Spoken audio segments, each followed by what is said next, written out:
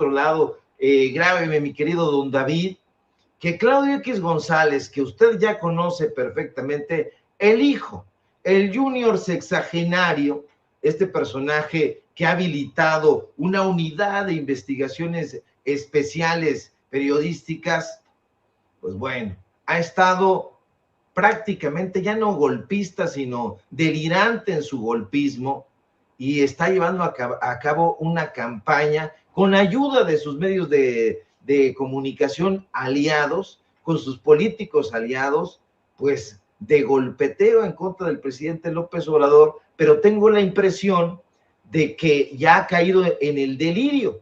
Pero para hablar de eso me da muchísimo gusto recibir aquí en Sin Censura y saludar a un personaje histórico dentro de la caricatura, dentro del cartón, dentro de la historia ya de la intelectualidad mexicana. Querido Rafael Barajas, el Fisgón, qué gusto saludarte. ¿Cómo estás, Rafa? No, pues encantado de estar aquí contigo, Ricardo. Es un gusto estar aquí contigo, aunque te pasas luego con los calificativos, pero me da mucho gusto estar contigo. Oye, no te pasas con los calificativos de Claudio, eso es otra cosa.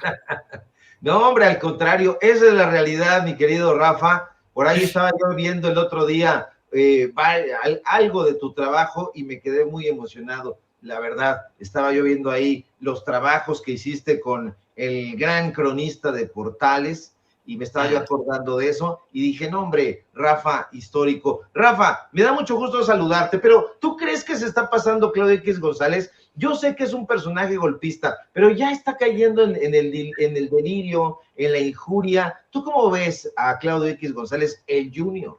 Mira, yo lo que veo es que en general la oposición mexicana está en una situación de descontrol y que de hecho están incluso hechos bolas con sus propias narrativas. Si algo tiene la derecha mexicana es que tiene el control de los grandes medios de comunicación. Y entonces ahí puede, es decir, ese ha sido su gran bastión, y desde ahí puede lanzar campañas de descrédito, campañas de mentiras muy radicales, y luego dicen cualquier cosa y la sostienen justamente sus ataques mediáticos, su embestida mediática sostiene esas narrativas. Pero yo sí creo que están entrando en una fase de debilidad tan acelerada que ya ni siquiera los grandes, este aparato mediático puede sostener lo que dicen. Hace unos días salieron dos cosas muy fuertes, demoledoras, diría yo, sobre Claudio X González. La primera es lo que saca Álvaro Delgado, que publica, entre otras cosas, un video en el que vemos a Claudio X González presumir ante un grupo de empresarios de que él es el que impulsa la reforma educativa. Incluso él presume de que le da órdenes al entonces secretario de Educación, Aurelio Nuño. Le dice, no, esto no es de gambeteros, Aurelio, esto es de goleadores. No queremos gambetas, queremos goles. Y luego se lanza a decir que los maestros son unos pinches delincuentes. Y dice, bueno, los dirigentes magisteriales, y luego aclara, no, estoy hablando de los dirigentes magisteriales, no de los maestros. Pero luego dice con toda claridad que esto es una cuestión de defensa del Estado de Derecho y llama a la mano dura. ¿Qué significa esto? Esto significa que Claudio está detrás de la reforma educativa y de la mano dura con la que se impulsó la reforma educativa.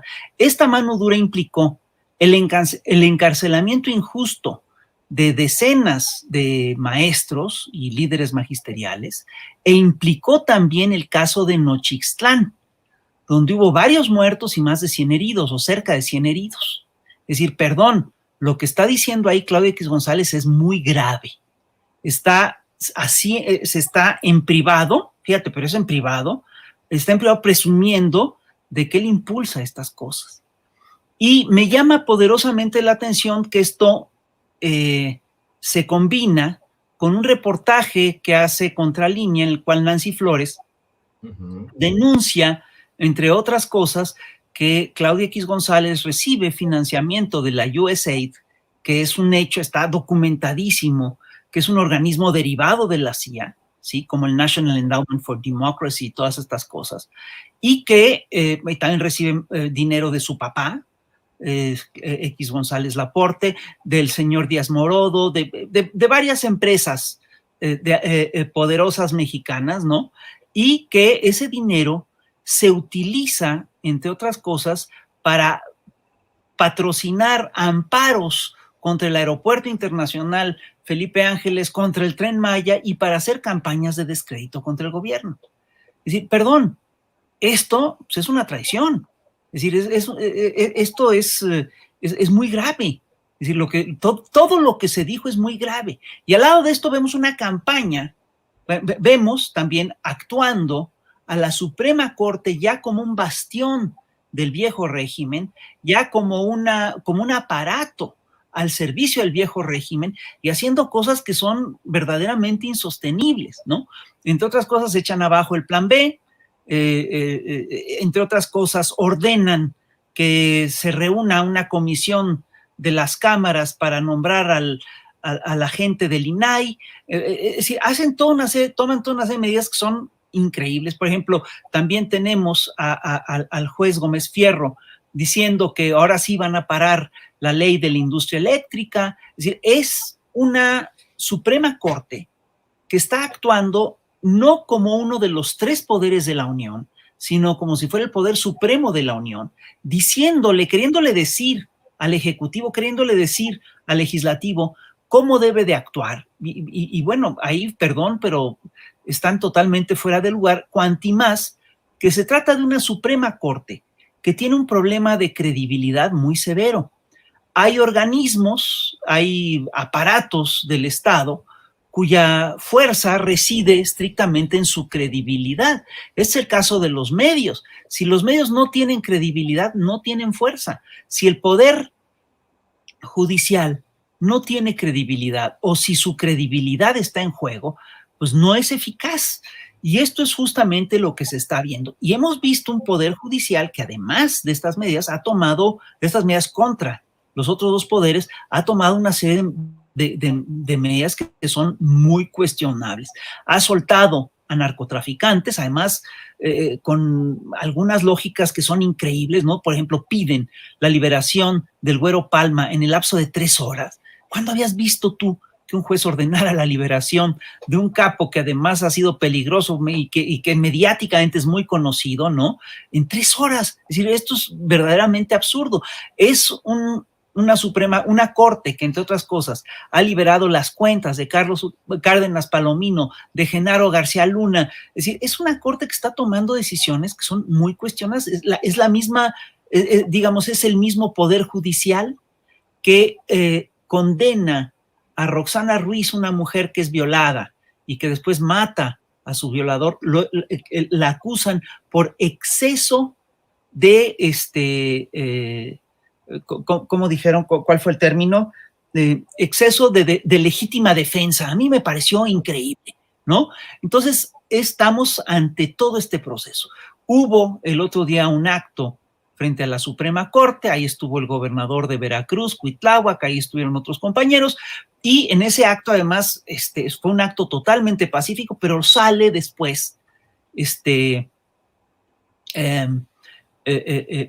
sale después López Dóriga a decir que hubo un altercado de violencia y vemos un video en el que gente se hace de palabras, en fin, eso, cosa que no es un acto de violencia, pero después aparece un video en el que se ve cómo los periodistas de López Dóriga son los que provocan el enfrentamiento, ¿no? Es decir, es curioso, ante una lucha de poderes y ante también una lucha de narrativas.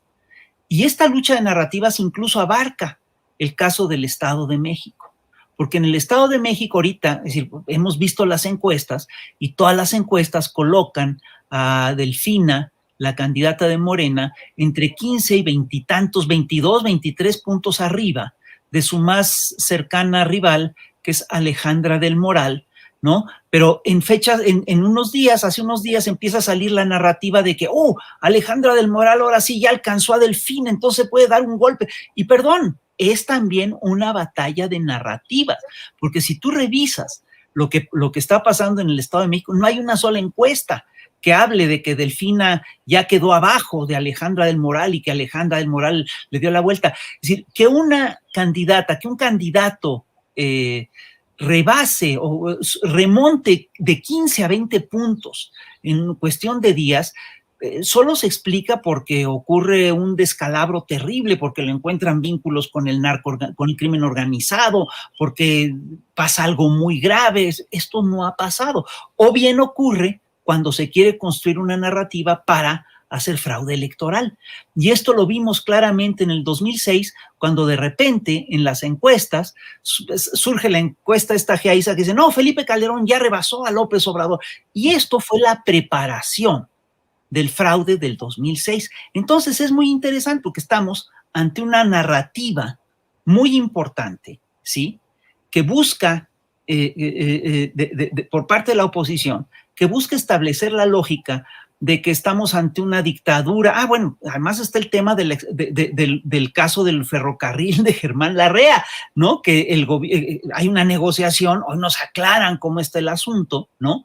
Y en esta aclaración que hace Andrés Manuel López Obrador, resulta que Germán Larrea tiene una concesión que vence en el 2028, fíjate, en 2028, y que dentro de unos años nada más, y ahorita tiene una concesión de vía que es estratégica para la construcción del transísmico. Entonces, el gobierno está negociando con Germán Larrea y de repente Germán Larrea se atrinchera, empieza a tensar la cuerda y hoy nos enteramos que está pidiendo 9,500 millones de pesos por un derecho de vía de 5 años. Eso es verdaderamente increíble, ¿no? Y entonces el gobierno efectivamente toma la vía, le garantiza el paso a Germán Larrea, ¿sí? Pero toma la vía porque tiene esas facultades.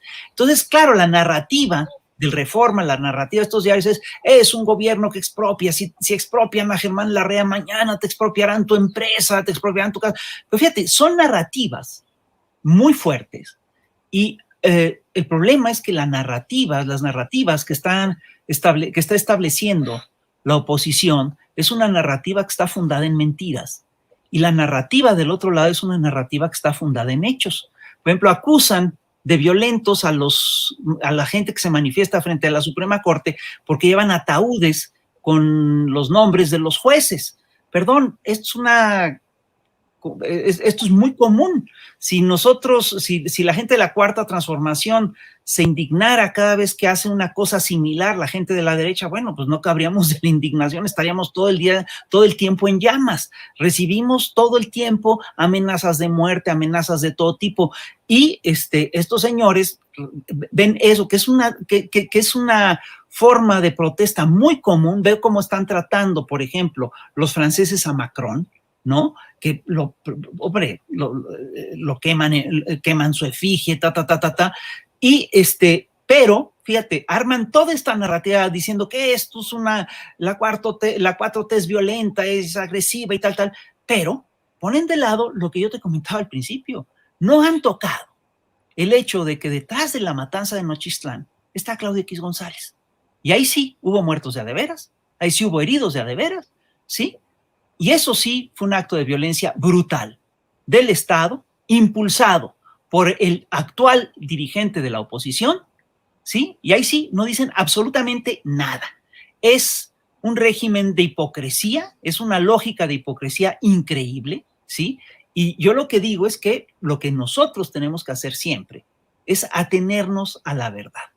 Porque estas narrativas fundadas en mentira se caen con mucha facilidad. Se cayó ya la narrativa de Germán Larrea de que esto era una expropiación injusta y autoritaria. Se cayó ya la narrativa de la Suprema Corte, se cayó ya la narrativa de López Dóriga de que se agrede a sus reporteros. Se cayó ya la narrativa de que Norma Piña es una víctima inocente de digamos, de agresiones machistas. Se cayó ya la narrativa de que la reforma educativa estaba hecha por el bien de México.